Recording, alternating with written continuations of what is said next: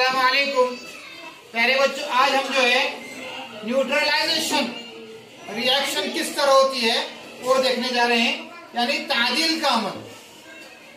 अब इसमें जो है हम सबसे पहले डाइल्यूट हाइड्रोक्लोरिक एसिड और सोडियम हाइड्रोक्साइड का सॉल्यूशन और फेनोक्साइड का इस्तेमाल करते हैं। हाइड्रोक्लोरिक एसिड क्या है, बोलो जल्दी।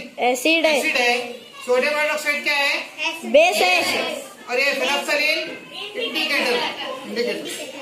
हम देख सकते हैं आप कि हमने इस ट्यूब में थोड़ा सा क्या लिया है, हाइड्रोक्लोरिक एसिड लिया है।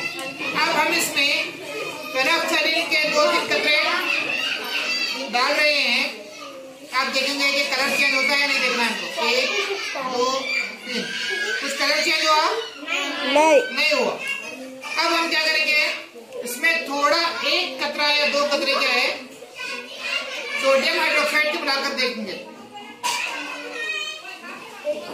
देखो ऊपर ही गुलाबी होता जा रहा है, क्या हो रहा है, पिंक होता जा रहा है।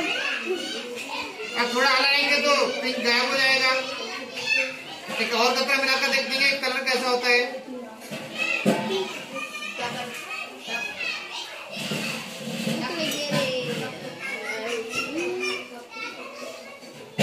क्या हो रहा है, कैसा हुआ, पिंक हुआ। अब हम क्या करेंगे, इसमें थोड़ा और हाइड्रोक्लोरिक एसिड मिलाना शुरू करते हैं। अब एसिड और बेस मिलकर क्या बनता है वो देख सकते हैं आप।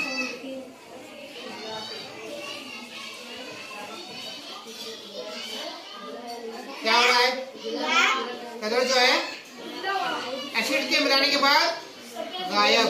क्या हो रहा है, अब देखते हैं हम एक और कतरा इसका सोडियम हाइड्रोक्साइड का मिलाते हैं। क्या हो गया, पिंक हो गया। फिर एक थोड़ा हाइड्रोक्लोरिक एसिड मिलाकर देखते हैं।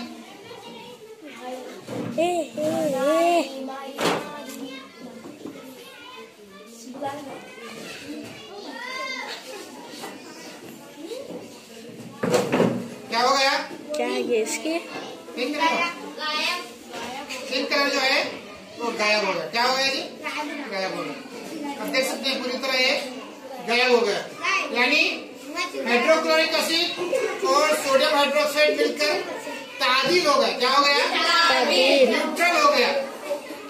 जब एसिड और बेस मिलकर न्यूट्रल होता है तो नमक तैयार होता है। क्या तैयार होता है, नमक। तो ये जो है नमक है, सोडियम क्लोराइड है। क्या है, सोडियम क्लोराइड। और पानी भी तैयार होता है इसमें। तो आपको पता चल गया होगा कि एसिड और बेस के मिलाने से, मुनासिब मिकदार में मिलाने से वो न्यूट्रलाइजेशन रिएक्शन बनती है, जिससे एक और नई चीज नमक तैयार होता है। समझ में आई बात।